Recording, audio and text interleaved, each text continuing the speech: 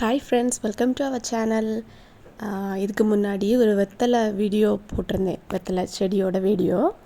அப்போ கேட்டிருந்தாங்க ஒரு சப்ஸ்கிரைபர், இதெல்லாம் வெத்தலையா, இப்படியா இருக்கும், இந்த மாதிரியாக இருக்கும் அப்படின்னு.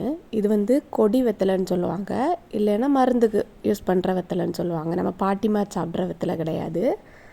இது ஏன் இந்த மாதிரி சின்னதாக இருக்குது அப்படின்னு எல்லாம் கேட்டிருந்தாங்க.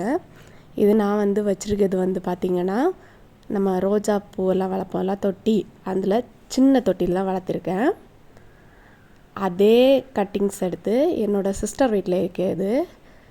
ஒவ்வொரு இலைக்கு வண்ணத்தை பாருங்கள்.